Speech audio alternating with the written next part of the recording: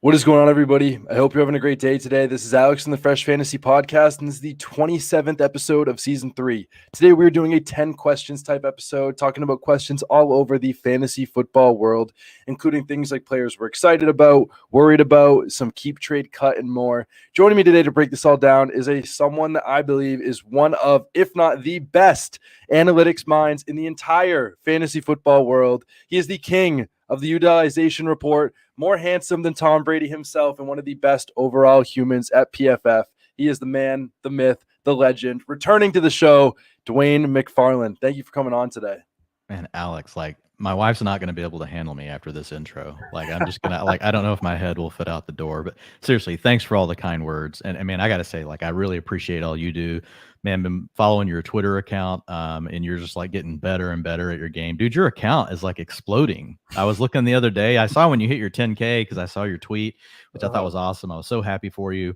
And then the other day I was looking at one of your threads and I clicked on your name and you were up another 4K from the 10. I was like, that's awesome, man. I love to see, one, you're putting out good content, but number two, you also know how to package it in a way that people, can relate to it, right? And people are excited about it. And I think that's seen in your account growth.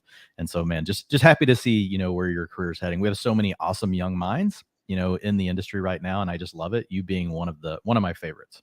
Oh, I appreciate it. You're way too kind with that. It's been cool. It's been cool that more people are getting to see the stuff I'm putting out, and just trying to try and do it, and get inspired by people like you making that content to give us a path to do it. But with that being said, we got 10 questions today for the fantasy football world.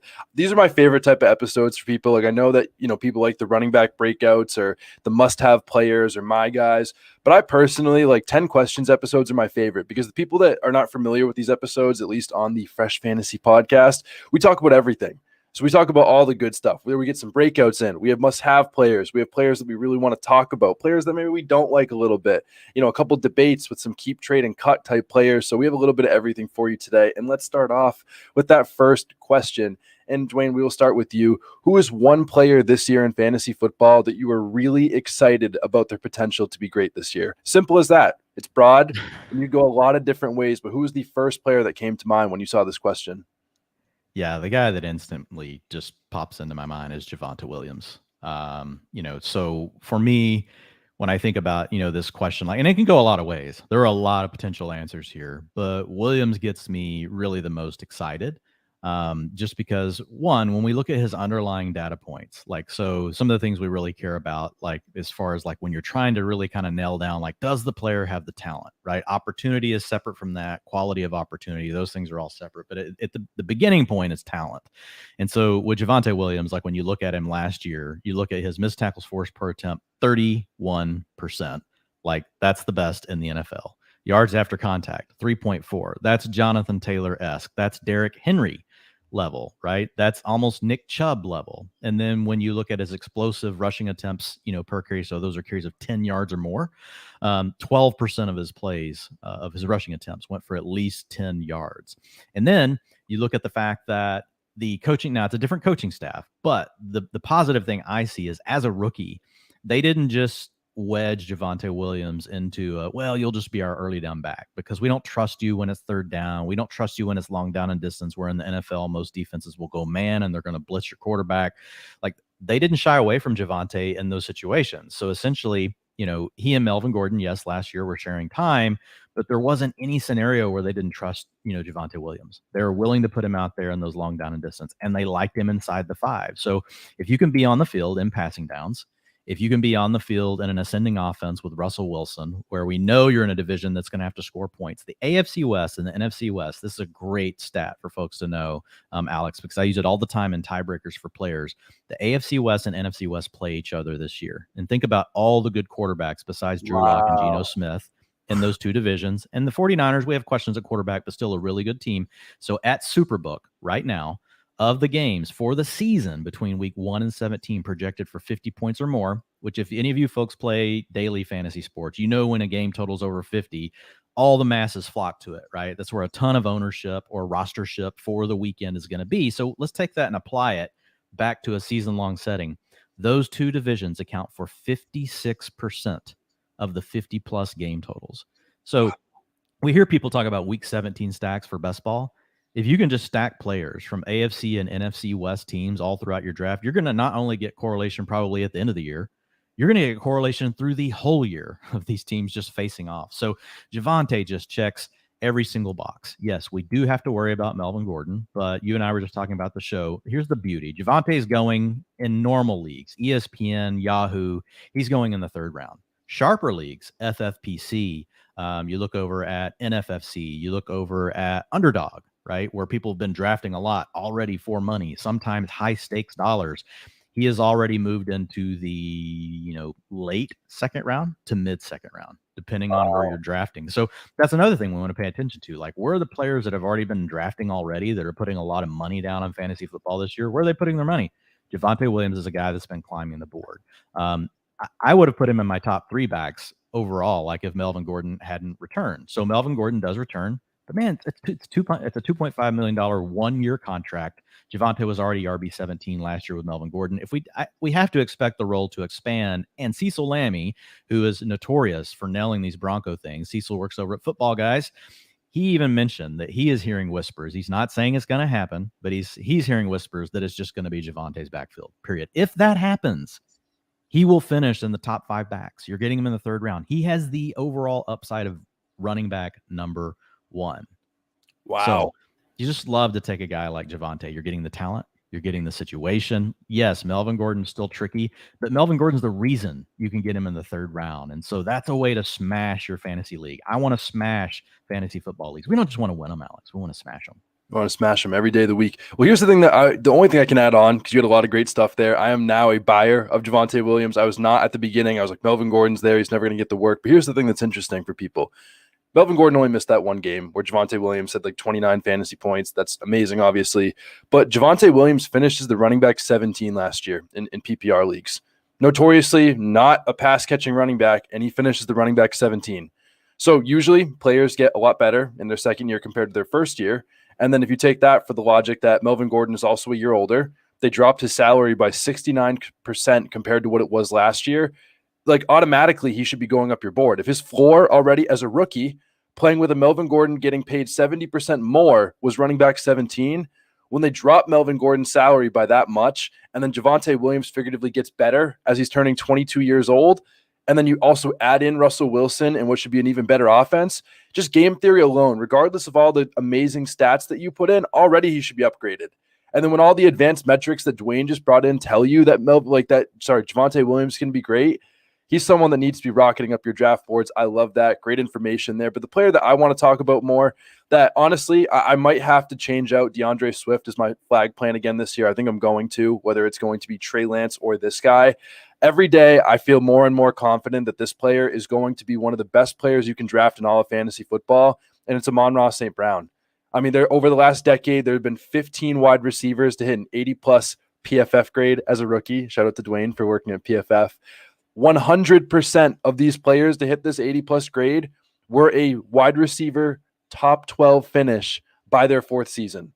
Every player on this list that have hit an 80-plus PFF grade as a rookie later hit a top 12 season. The only players to not do it yet are Elijah Moore, who's heading into his 2nd year, and Terry McLaurin, who's heading into their 4th year.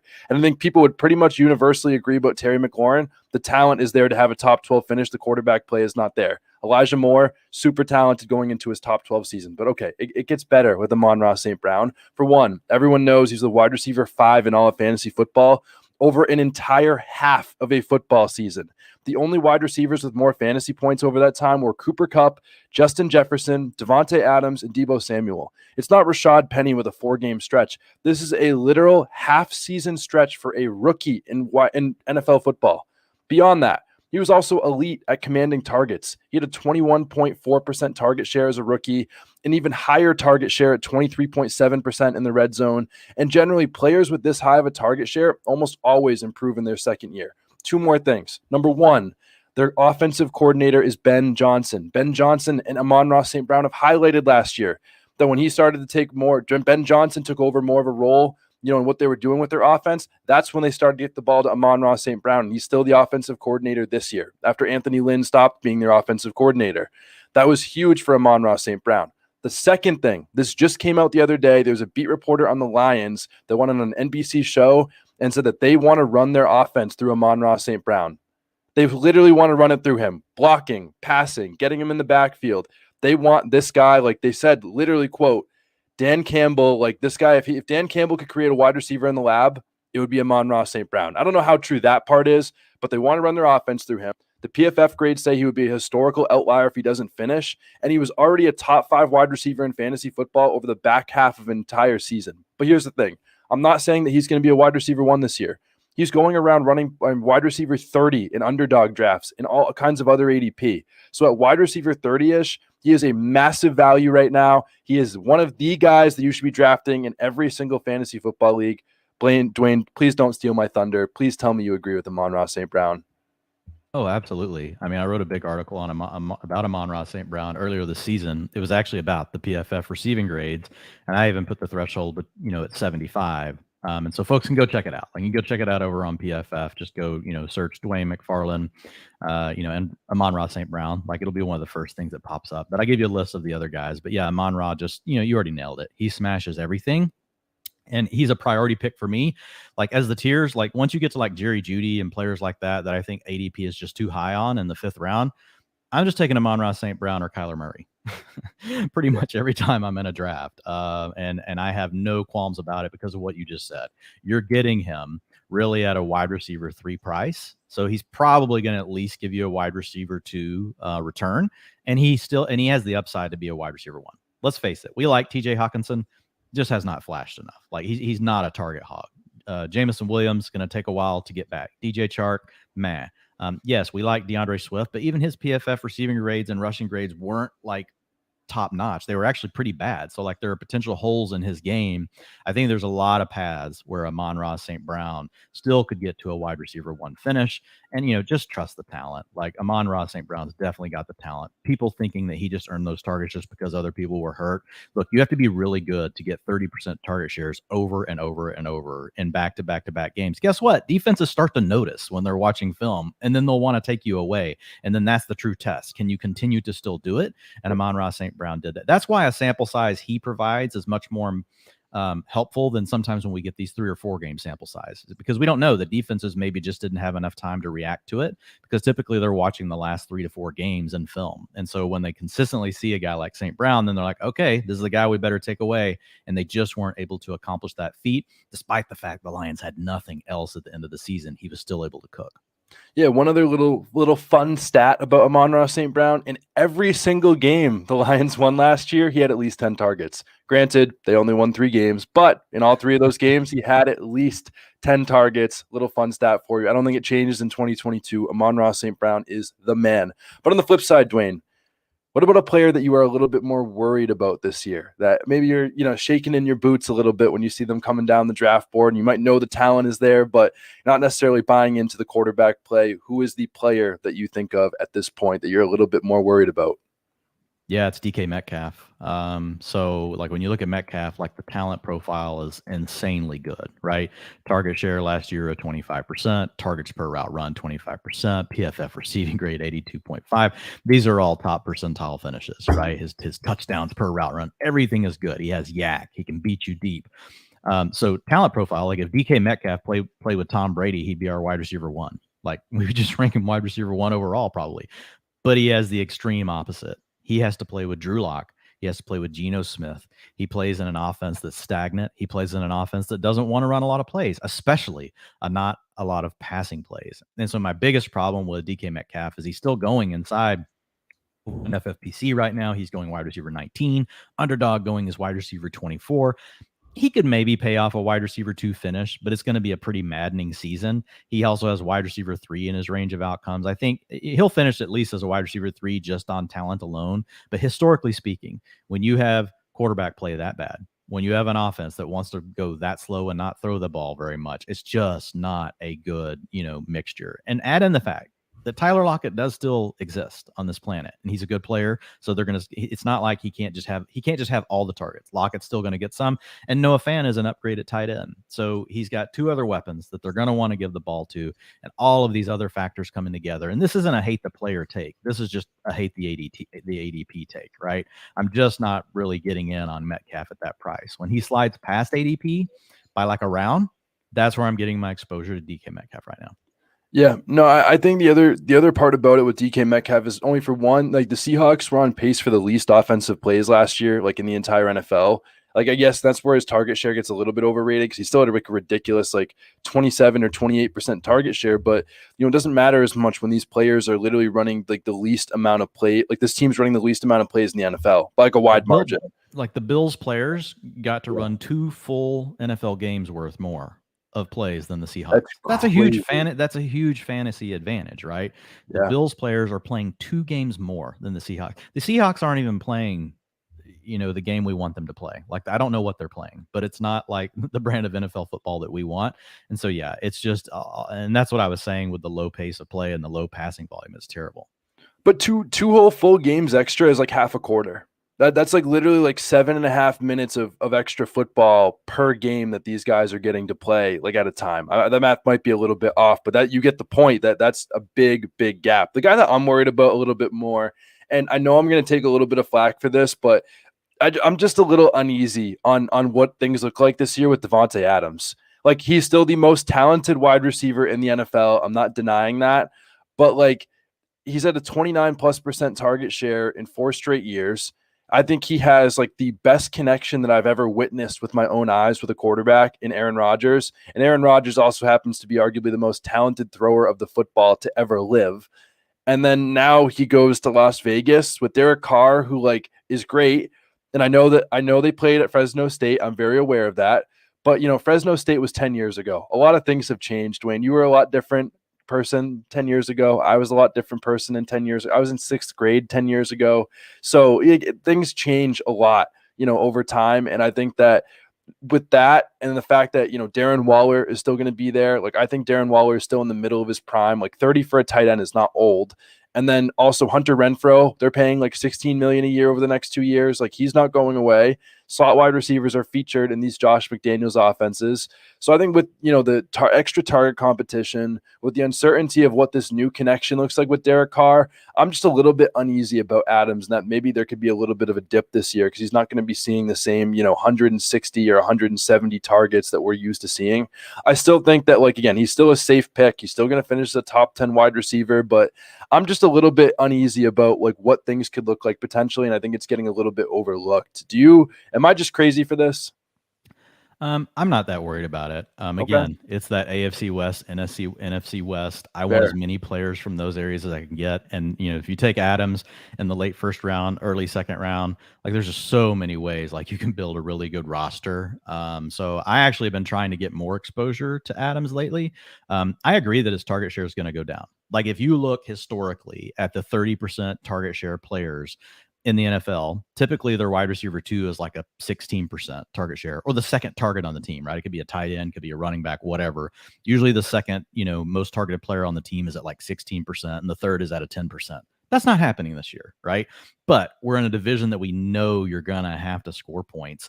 I think Derek Carr has sneaky, QB6 like upside this year. I can't get him into like the top 3 because he doesn't have that running upside.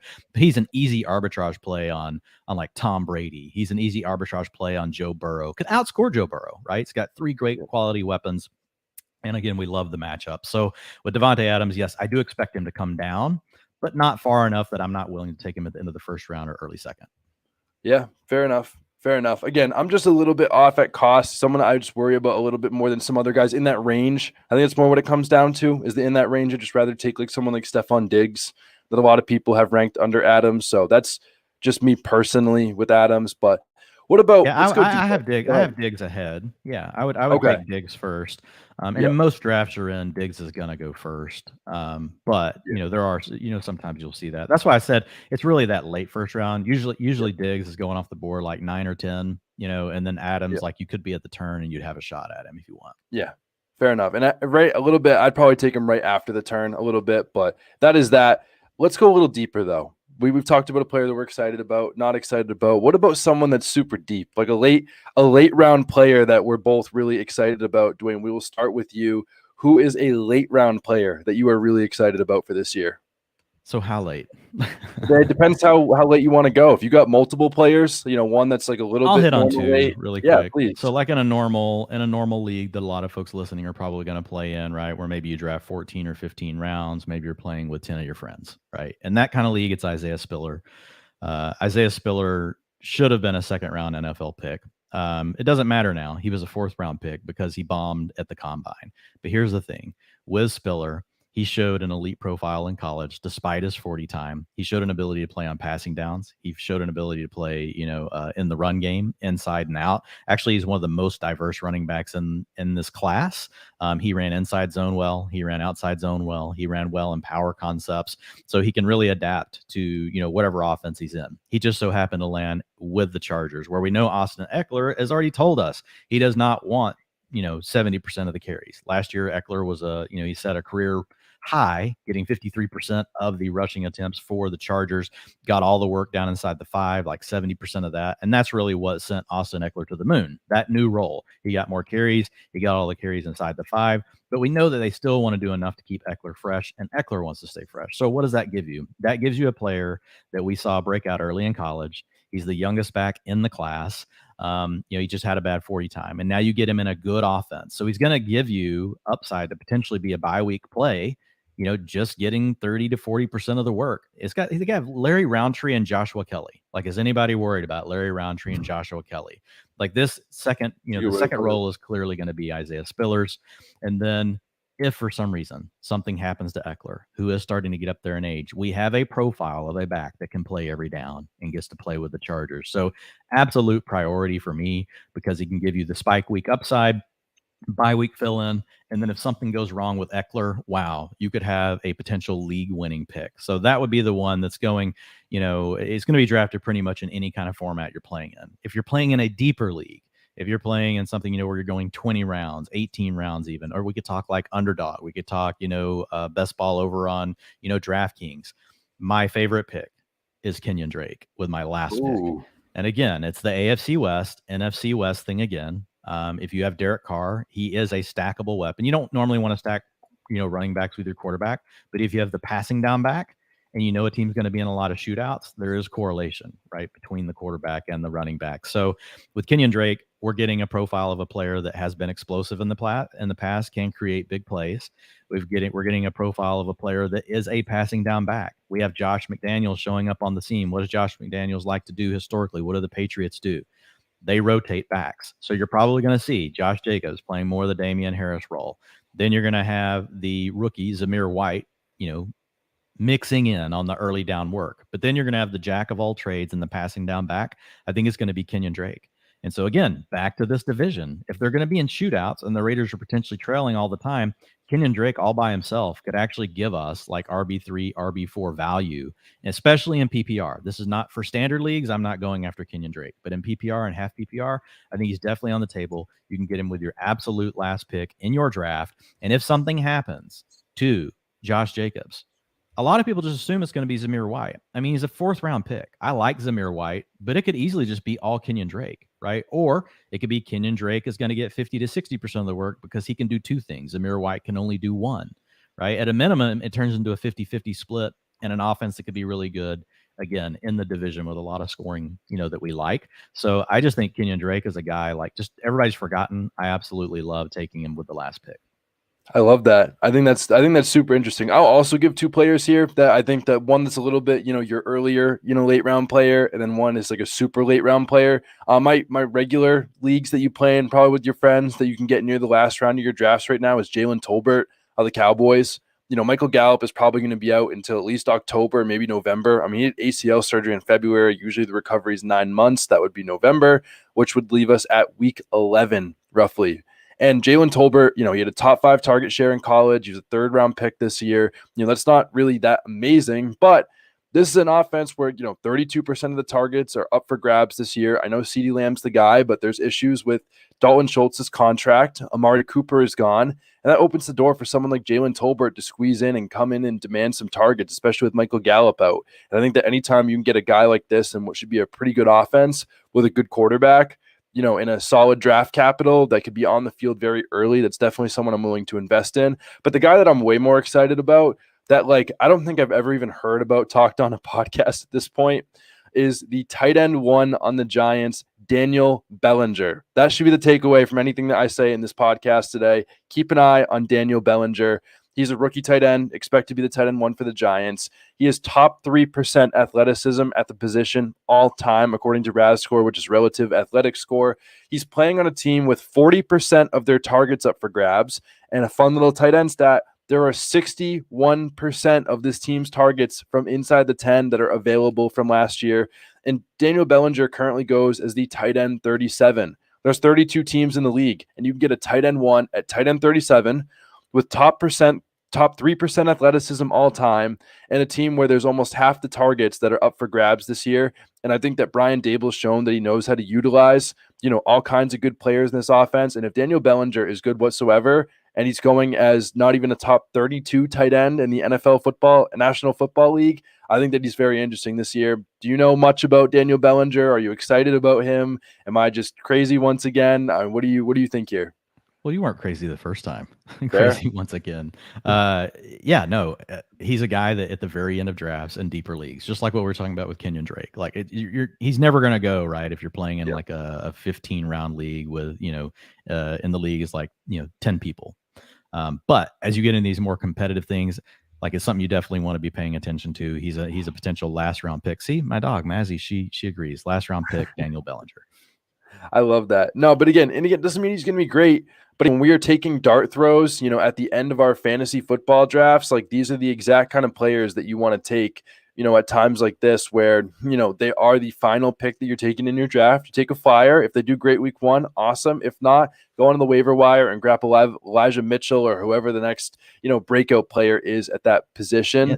So the other thing you can do with this information, like Alex is, it's the waiver wire, right? If you heard this name and you know that like there's all these things that potentially line up for this player and all of a sudden they pop in week one, it's like you can validate, okay, I should use my waiver wire claim, or I should be willing to use my fab dollars on this player. Like there are going to be other players that are going to break out in week one that probably won't check a lot of boxes, right? That we're talking about. And you may not want to allocate, your resources towards that player. But guys like Bellinger, guys like Kenyon Drake, where you're already hearing about them now, and there's a logical reason why they could break out, then that just gives me more confidence when it happens week one. I'm like, okay, fine, I'm in.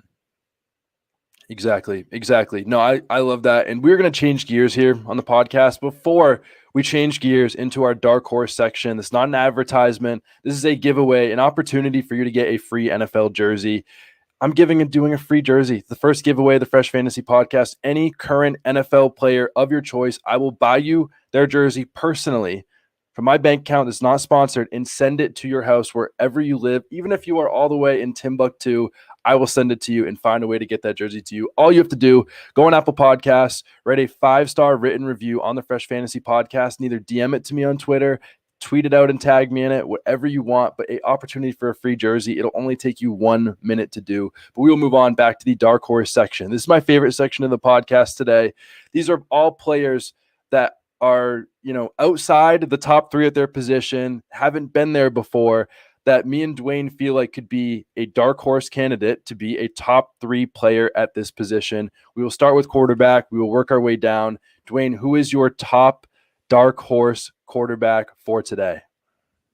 When I think of dark horse, I think the definition you just gave is really good, right? They haven't done it before, but they could this year. Yeah. I don't know how, when I name my pick, like it's one you hear a lot though, right? And it's easy. It's Trey Lance. Yep. So when I think of Trey Lance, I think of a quarterback that you're getting in round 9 or 10. Now, if you're over on Underdog, he's moving up, right? You got to take Trey Lance in like round 7 now. Like the days of round 8 are over. Round 9, those are gone. But in a home league, you're still going to be able to get this discount on Trey Lance. And what I'm looking at is you're getting a player that could essentially be this year's Lamar Jackson, and you're getting him 4 rounds later, right? Allowing you that when someone else takes Lamar Jackson, you're taking Amon-Ra St. Brown, for example, right? And you're just continuing to stack your roster. And then if you can hit on a player like Trey Lance, where you didn't have to spend that capital early, it can just be such a huge swing for you. And so with Lance, it's pretty simple, man. Like the guy is, in an offense that loves to run the football, that creates explosive plays. Like what does he do? He runs the football. He creates explosive plays, whether it's with his legs or whether it's pushing the ball downfield, even if he does not progress as a passer. And there were some really nasty moments last year as a passer, like really bad. Like, wow, is this guy an NFL quarterback bad? But remember, Tim Tebow used to finish as a top 6 fantasy quarterback when he played. He can throw better than Tim Tebow. So it's all about the legs, man. I guess it would be like a ZZ Top, song here, except it would be he's got legs instead of she's got legs, and he knows how to use them. And so it's just simple, man. When it's a cheat code for quarterbacks. If you have a quarterback that can run the ball that well, we're talking about a player that could rush for 1,000 yards at quarterback. He could score 10 rushing touchdowns. Like, that's really all you need to know. Exactly. I think this is the only thing on the list here where we have the same exact player. I couldn't go with anyone else. The thing I want to add on is fantasy points per dropback. One of the most predictive stats for fantasy football quarterback success. And this is a stat by Scott Barrett. These are the QB leaders in fantasy points per dropback from 2011 until 2021. Notice that every player on this list during this year was an elite quarterback in fantasy football. Doesn't mean they're a good real life quarterback whatsoever, but elite in fantasy. Here are the names. Number 1, Taysom Hill in 2020. Number 2, Lamar Jackson. Number 3, Lamar Jackson. Number 4, Lamar Jackson. 5th best fantasy points per dropback in a season, albeit a small sample size, Trey Lance in 2021. 6, 7, and 8 are Deshaun Watson, Cam Newton, and Robert Griffin III. All those players, when they were starting during these seasons, were absolutely elite in fantasy football. And what does that mean? That Trey Lance is probably going to be elite in fantasy football this year. And beyond all these guys, he probably has the best set of weapons of any player on this list at that given time. Deebo Samuel, Brandon Ayuk, George Kittle, and then you combine that with the rushing upside when 92% of players over the last 10 years to get at least 125 carries were top 10 quarterbacks in fantasy football. Trey Lance is the man. Trey Lance is the guy that you should be drafting in every single league. If you missed out on Jalen Hurts, Trey Lance could be Jalen Hurts with good weapons on steroids this year. I know that he's battling arm fatigue, but the team, the players were making jokes about it. And the other thing that I think has been interesting all year that we saw with Pat Mahomes that I didn't buy in is all his teammates that are getting asked on the offensive and defensive side of the ball have been saying that Trey Lance is amazing. Like Travarius Ward said it a couple months ago where he's like, Trey Lance is going to be really, really special this year, and like no one is ready for it. I'm all in on Trey Lance. I'm all in for the hype, and I cannot wait to see what he does this year. But let's move on to running back, Dwain. Who is your dark horse pick at the running back position? Yeah, so Travis Etienne would be mine. And again, I'm just looking for a profile. I want explosive playmakers. Travis Etienne gives you that. You want someone that can score from anywhere at any time. And so you need that. Then number 2, you want a back that can be very involved in the passing game. If you look at the PFF passing or receiving grades for Travis Etienne over his time at Clemson, one of the best receivers in college football, period. In fact, he had one of the best scores ever that we've ever recorded, for a college, running back as a receiver. And so those two things together, that really just insulates you. You can play on a bad offense. Remember Christian McCaffrey. He didn't get to play on a good offense, and he destroyed fantasy leagues. Saquon Barkley in his rookie year didn't play on a good offense, just destroyed fantasy leagues. Why? Because they check these same 2 boxes. You want somebody that's explosive. You want somebody that can work in the passing game. That way, if you're trailing, doesn't matter. And look, there's a real chance James Robinson just doesn't do anything this year, and it's all Travis Etienne. Right now, you get him in the 4th round of like your ESPN, type drafts, your Yahoo drafts. You're playing sharper drafts, probably going to go in round 3. FFPC, that's where he goes now. Underdog, he's at the end of round 3. He's crept up like 2 rounds over the last month on Underdog. So people are starting to warm up, to Travis Etienne, but it's for a really good reason. Like when we typically get these profiles, these archetypes, it's someone that we definitely want to pay attention to. So for example, in the 1st round, you decide, man, I don't like the running backs that have fallen to me, but I love CeeDee Lamb and I love Stephon Diggs. You could start off with Diggs and Lamb. Then you could come back in the 3rd round, at the end of that round, and you could get, or at the beginning of the 4th, you could get Travis Etienne. And now you've got 2 great receivers. You've got a potential top 6 running back if everything hits right for him. And I think you're buying him at his floor. That's the beauty. You're buying him right now. People are thinking James Robinson's coming back. He's just going to be a part-time player. Guess what? In PPR and half PPR formats, he can pay off that price tag in the 3rd round, even if James Robinson is going to be a factor. If James Robinson, for some reason, is not a factor, and there's a real chance of that, we're talking about a back that should be going at the end of the 1st round in fantasy drafts, and you're getting him in the 3rd or the 4th.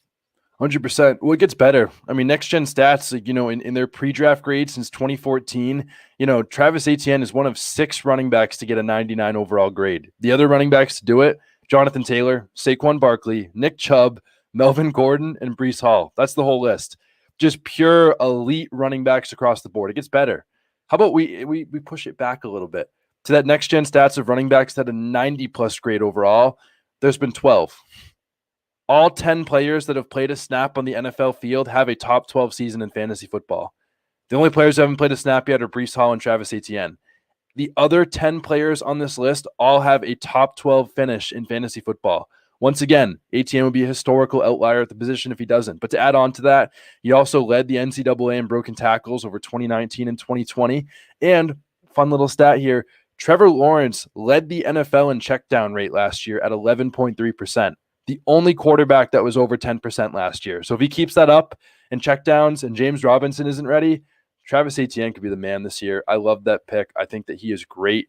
My dark horse player is, who do you think? It is Brees Hall. Brees Hall had to be my guy here. Again, he fits that 99 plus grade that I just talked about with Etienne. He fits the 90 plus grade that I just talked about with Etienne. Brees Hall is also the second most athletic, running back relatively in the relative athletic score since 2006. The only running back to finish higher was Saquon Barkley. That's it. That's the only running back to be more athletic, statistically since 2006 is Saquon Barkley. That's it. But also, how about the precedent? A rookie running back has finished in the top 15 in 10 straight years. A rookie running back has finished in the top 10 in 9 of the last 10 years. And a rookie running back has finished top 6 in 4 of the last 5 years. Brees Hall, Travis Etienne, 2 of the most slept on running backs. Another little fun stat that I just have to drop in there that also relates to these guys. It probably won't be relevant to them, but we've had 9 straight years now, Dwain, where the running back 1 overall in fantasy football was 25 years old or younger. Players we've talked about today, like Brees Hall, Travis Etienne, Javonte Williams, DeAndre Swift, Saquon Barkley, Najee Harris. I mean, these are the players that are all 25 years old or younger. I think it's going to happen again. I think that these are guys that we should be buying in. But let's move on to wide receiver. Who is your dark horse wide receiver for this year for a top 3 finish? Yeah, so typically, when you're looking for a dark horse receiver, there's a couple of criteria that I'm looking for, and there's different ways you can go about it. But the cleanest way is to look for a situation where we know we've got a lot of ambiguity, right? We don't know for sure where the targets are going to go in the offense. We may like some players in the offense, but it's kind of wide open, right? Then the second thing we want is someone that's shown us, right? They flash that strong underlying talent profile, and the player that most easily fits that, right? That we're not talking about in the early rounds of fantasy drafts for this season. It comes back to one player. Who do you think it is? You get one guess. Wait, one guess? Say that one more time. Yeah. You get one guess. Well, who do you think my breakout player is? It has to be coming from a passing game that's got ambiguity. Okay. Right? And we also love the underlying talent profile. There can be other good players on the team, but there's a really good shot like this player could just take over from a target share standpoint. And it's a later round player. Like when I say later rounds, at least it's round 8 or later. Well, there's only one player that I personally look at in round 8 or later that has the talent and everything else in it.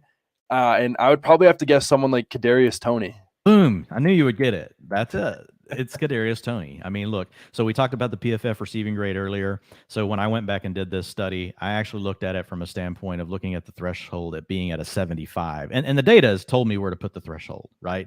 Not necessarily like me just arbitrarily setting it. But he just missed that last year, and it was on a limited sample size, but he was out there for over 200 routes, but he had a 74.4 PFF receiving grade. So he nearly made that bucket. I won't go back and repeat them of the receivers that you talked about earlier, right? Where you basically, everybody we named were like, God, I wish I had them on my fantasy team.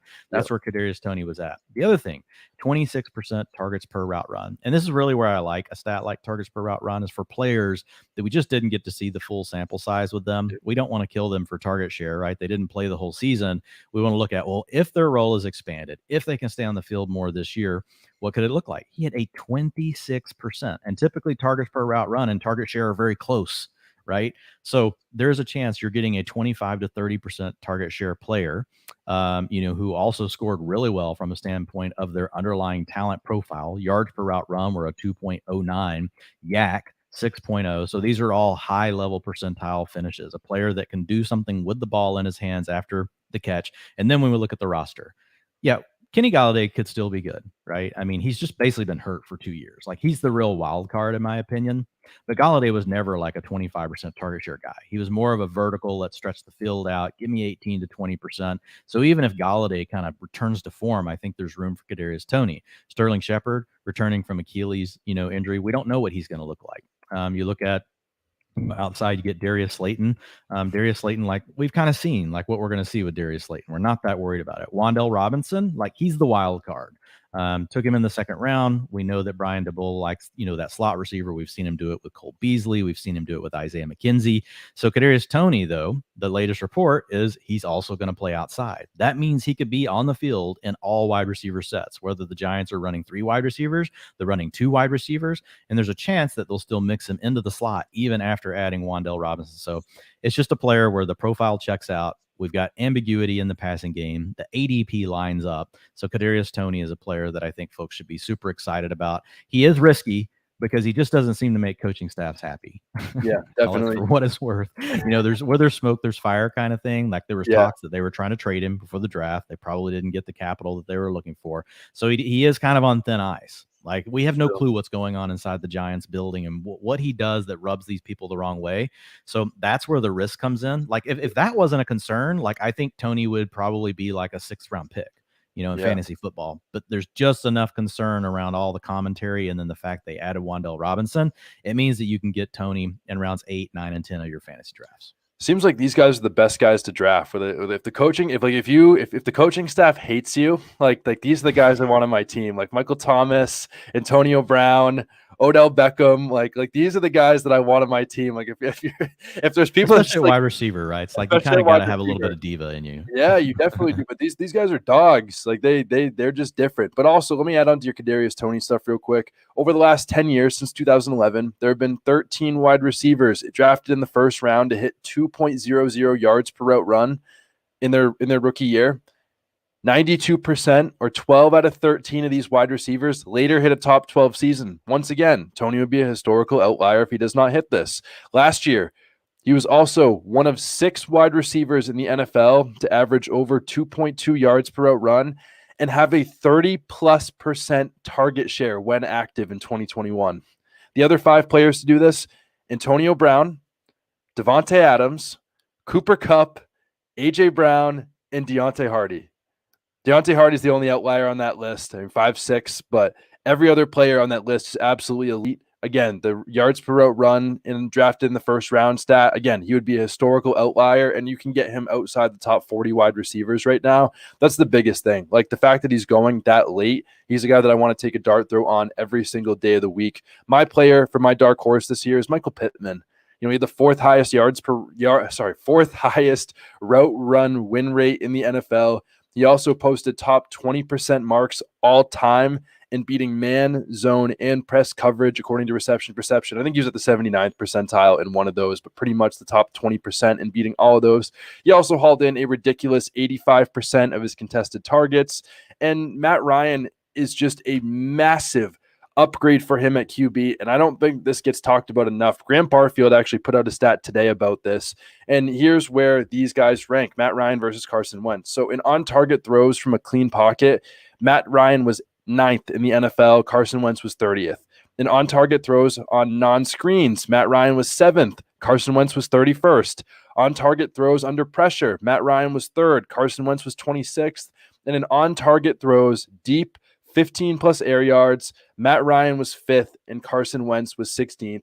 It is a massive upgrade. And also, from 2008 to 2020, 12 years with Matt Ryan, the wide receiver 1 averaged over 160 targets, with Matt Ryan. Granted, that was with Julio Jones and Roddy White for most of that sample size, but still, Matt Ryan has no problem targeting these guys. And Michael Pittman had a 25% target share last year.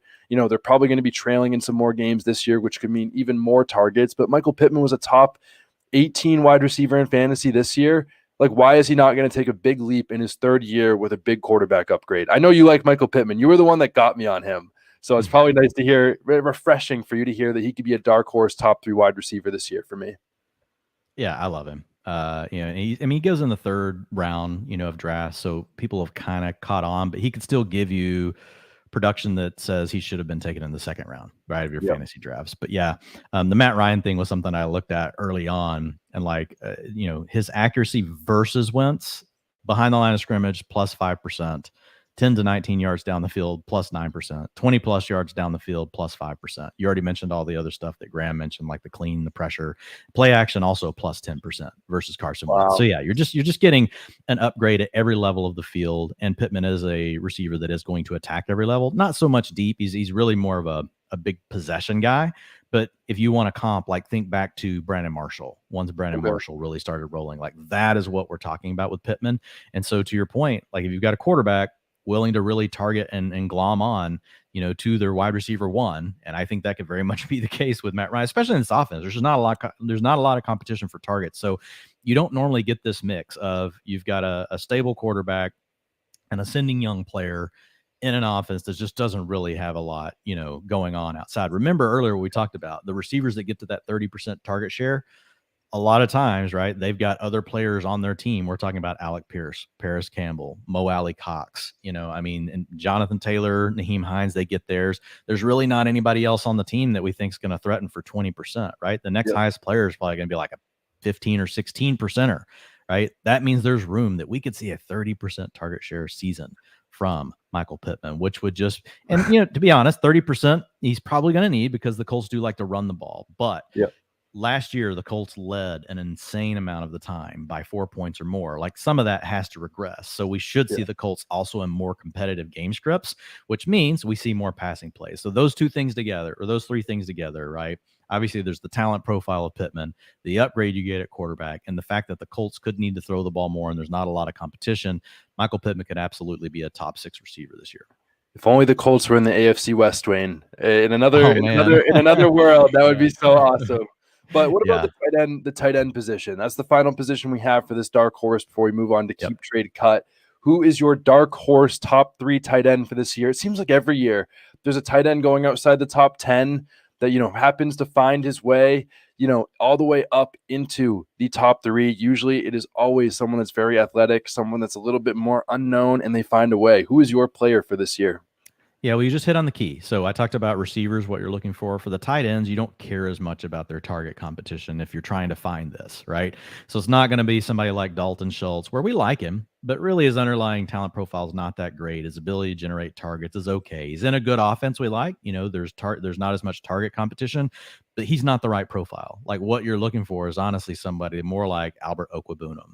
Again, another passing offense where we know there are weapons we like. But do we know which one is going to lead the way? Or is there anyone on the team that we think is all of a sudden going to be a 30%er? Or is there room for multiple weapons, right, to be around that 19 to 21% target share? Remember, for your tight ends, typically, even your elite ones, you don't have to be at like a 25% target share. That's great. We would love that. But most of so here are your target shares for your elite tight ends. And you probably calculate target shares divided by targets. This is just to keep it simple, like, so I can look at historical data, like way, way, way back.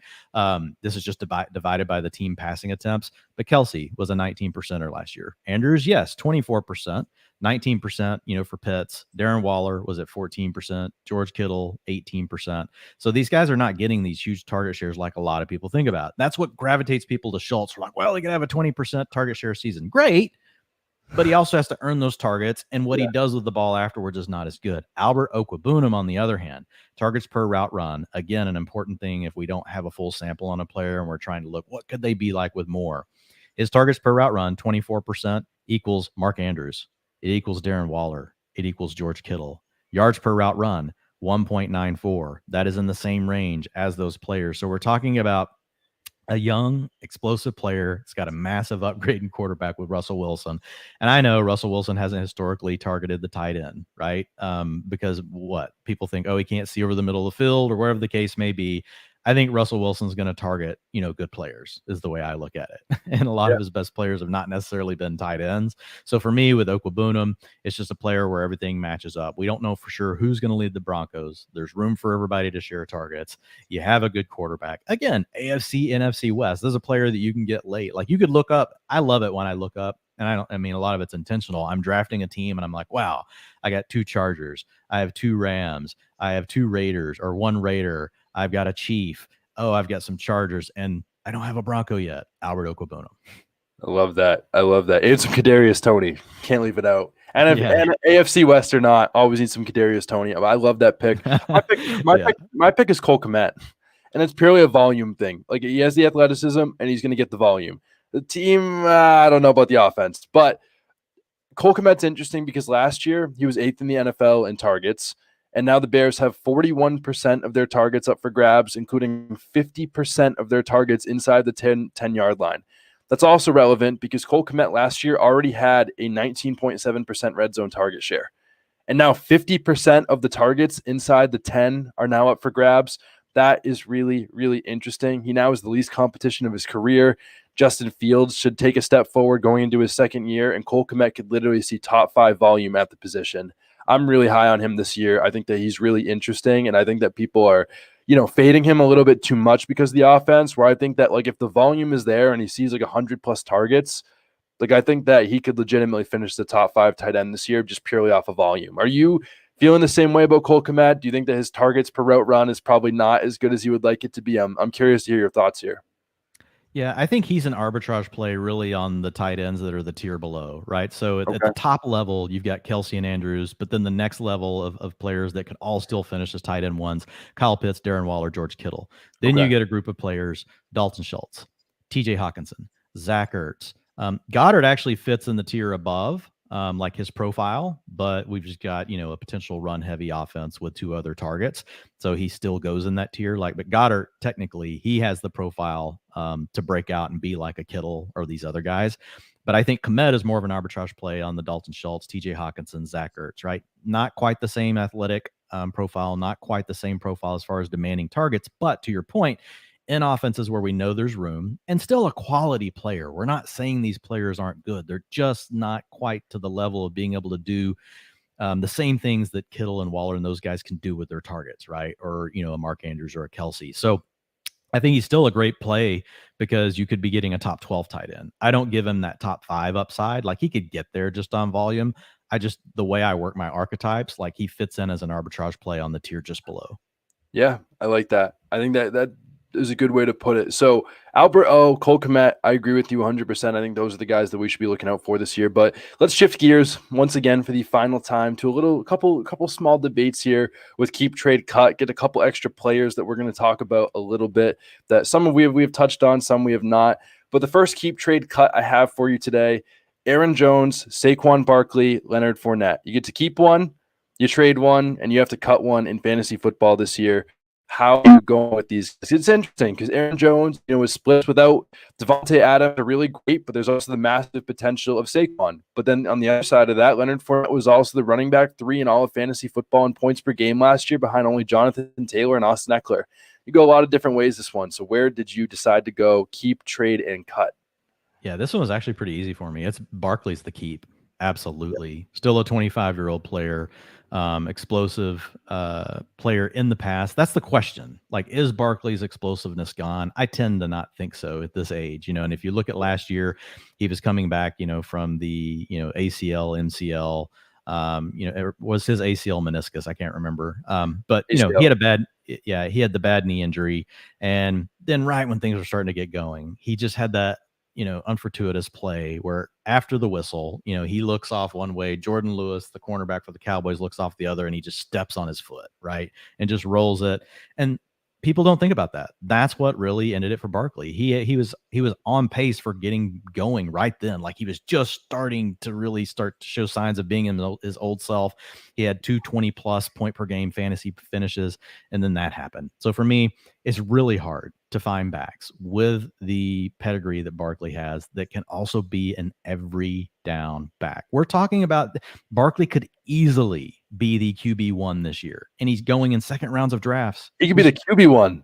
He's that. Wow. That is the hot take. Yeah. There's gonna be Sorry, my bad. Yeah, he used to be the RB1. Yeah, QB1. Like, maybe in PPR he'll be the QB1. But yeah, sorry, my bad. RB1. But anyway, so Barkley's easily the keep. Jones is the sell just because his value is higher right now than Fournette. So I'm going to sell the player that's got the better value, and then Fournette would be the cut. If you've got to cut one of these, it's going to be Lenny. He's a little older than the other guys. He's really a replacement level running back, but he plays in a great offense.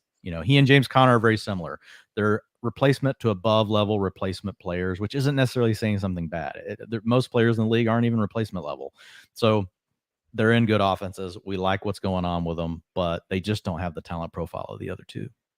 I love that. I was just telling my dad yesterday, I was like, my favorite kind of people in the world are people that use unfortuitous and Saquon Barkley in the same sentence. Like that automatically, I want to be your Told him friend. those exact things. Yeah. That's 100% what I was saying while I was like eating my Cheerios or something like that yesterday. I'm probably the same age as your dad. I might be older. Who knows?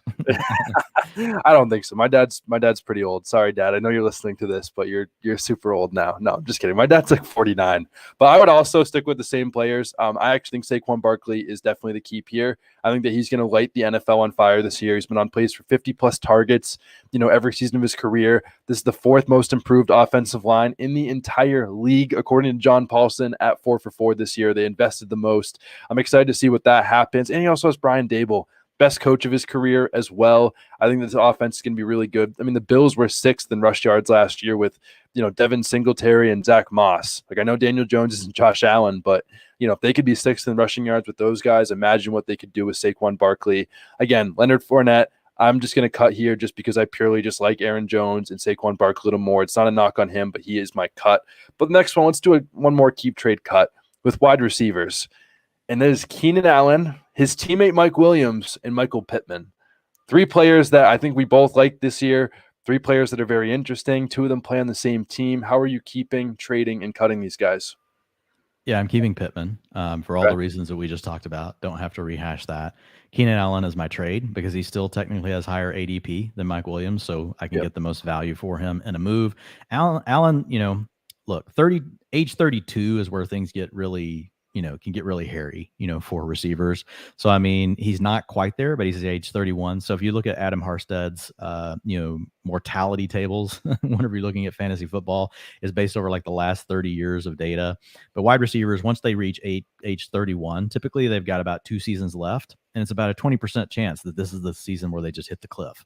All right. So he's right there. Next year at age 32 for Keenan Allen, it will get even worse. But I will say with Allen, also what we've noticed, yards per route run, targets per route run. All of these things have been on a downcline steadily for the last 3 years. So I think we are dealing with a player that, age just starts to catch up with you. Now he does get to play in the slot. One thing I will note is the players that have been able to fend this off the best have been players that play in the slot. Think back to Reggie Wayne having a big year as a slot receiver. Think back to Larry Fitzgerald having a revival late in his career playing in the slot. So those things are still in play for Keenan Allen, but next year I think is the cliff year. But he's the guy to sell right now because ADP is higher, and I think the cliff could be there. Williams would end up being the cut just because of the value being the lowest. I think I get the least back for him. Okay. I'm going to change it up here. I like Michael Pittman as the keep. My trade is Mike Williams. I think this is the year we see a changing of the guard. I love Keenan Allen. I agree with everything you say. He's been a top 14 wide receiver in PPR for 5 straight years now, tied to an elite QB and an elite offense where slot wide receivers will historically, do fend a little bit better off of than some of these X receivers in the outside. But Mike Williams, they just paid him $20 million a year. He's coming off a lot of career highs. And I think that knee injury had a little bit more to do with like some of the inconsistency last year that we saw. Maybe I'm incorrect on that, but he came out last year on the PFF Fantasy Football podcast with your friend and mine, Ian Harditz, and he said that I'm in a new role. I'm in the X receiver role. He had the lowest ADOT, average depth of target, of his entire career. His role was a lot different. And I think that heading into 27, when they just gave this guy $20 million a year, they clearly have big plans for what he's going to be in this offense. I think he's someone that could have earned $20 million a year someone else. So if the Chargers are willing to pay him like that much, I think it means they have a big role for him. I'm going to keep him. I'm going to trade Keenan Allen. I'm going to cut Keenan Allen. I love Keenan Allen. He's still going to be fantastic. If you prefer him, that's fine. I'm going for the upside of what Mike Williams could do this year, and that will be that. But my final question for you today, Dwain, I've had you on the podcast before this season, so I'm not going to ask you the flag plant, but I will give you the floor real quick to talk about one player that is not getting enough love or hate this year. One player that on the Twitter streets or the article streets or whatever type of streets that you usually walk on your average day, of one player that you feel like needs to be talked about more for some reason or another. Dwain, the floor is yours. Yeah, and it's interesting that this is a player that everybody knows, but I think just for whatever reason, and his ADP shows it, like he's just going too late, and it's Kyler Murray. What other quarterback besides Josh Allen has the best chance to throw for 4,500 yards and rush for 750? I don't think there is one that has a better chance than Kyler Murray. Lamar Jackson, if you want to make the bet, who has the best chance to rush for 1,000 and throw for 3,500, score 10 rushing touchdowns, is Lamar Jackson. But Kyler can break your league. He goes in the 5th to 6th rounds if you're playing in ESPN or Yahoo. Goes later in the quote-unquote sharper leagues, which makes him an even bigger edge, I think, in those leagues, just because not many quarterbacks can really just break your league. Also, another AFC, NFC West player. Hey, easy to stack him with Hopkins. Easy to stack him with Rondell Moore. Easy to stack him with Zach Ertz. The only player that typically goes ahead of him that plays on his team, the 2 players, right, are James Conner and Hollywood Brown has now moved up board. So, but Hollywood's a 4th round pick. So if you want to start with Hollywood in the 4th and you want to come back with Kyler and then you want to get DeAndre Hopkins when he falls to the 8th, you can have a really good stack of a team that's going to have to shoot out all the time. Remember, the Cardinals last year just got into these games early in the season when they were winning and they were just drumming people. They didn't have to throw the ball. They just sat back and ran the ball, basically. And so now I think it's going to be a very different dynamic. In fact, I would say over the first 6 weeks, people are going to look up, and Kyler Murray will be the QB1 at the end of the first 6 weeks. Will he keep it the whole way? I would still put my bet on Josh Allen. All he has to do to stay healthy. That's the last thing I would say. If Kyler Murray had a fully healthy season already, this wouldn't even be a conversation. Like he's my QB2 in my ranks, but you can get him later in drafts. And I think he's a great pivot. Like once you get to that range where you're like, well, do I want Juju Smith-Schuster? Do I want Jerry Jeudy? Do I want Darnell Mooney? If Amon-Ra St. Brown's gone, just go ahead and take Kyler Murray.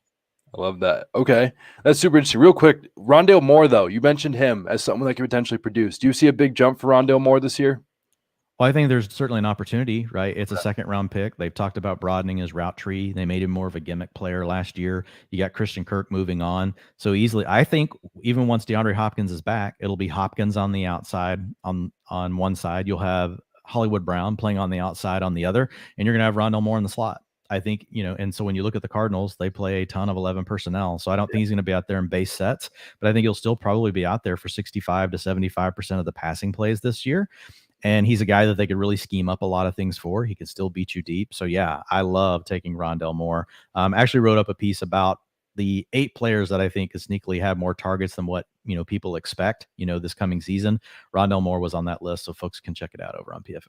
Hey, great article, by the way. I read it. Hunter Renfrow. I love the Hunter Renfrow pick on there. Big fan. But I love that. I love the Kyler Murray pick. And Dwain, I've loved having you on the show today. Real quick, before we get out of here, the utilization report, the tier lists. You have a lot of really fantastic content coming out at PFF. So please tell the people where they can find you, your great content, and more stats about the AFC and NFC West. Yeah. So, I mean, on Twitter, I put a lot of this out there, but you can find me at Dwain McFarland, DWAIN McFarland. And then obviously over at PFF.com, doing podcasts pretty much with Ian Hartitz every day. He's actually hitting me right now. Hey, you ready? Because that's what I'm going on to record with him as soon as I'm done here. So yeah, lots of stuff coming out. You mentioned the tier articles, and now I'm really getting into the draft strategy stuff. So I put out an article yesterday around how to think about building your rosters based on or how to think about your quarterback plan for this year. Running backs come out next, then wide receivers, then tight ends. And it's really after that, like I'll do this full draft plan, and then I'm going to put out strategy articles about how to handle drafting from early, mid, and late positions. So that's really what the next 2 weeks look like. And then there'll be some stuff on training camp battles as well. Yeah, absolutely. I love that. Dwain, it's been fantastic having you on the show. I appreciate you coming back, and next year we'll make sure to have you on should you be willing to come back. But it's been a great show today. As always, for the people, don't forget to rate that podcast on Apple Podcasts, 5 stars, the Fresh Fantasy Podcast. Tweet it at me, DM it to me, whatever you got to do for a free NFL jersey. We are doing the giveaway at the end of July. You are running out of time, so please go do that. But as always, please leave a review. You guys already know what to do, and I hope you all have a great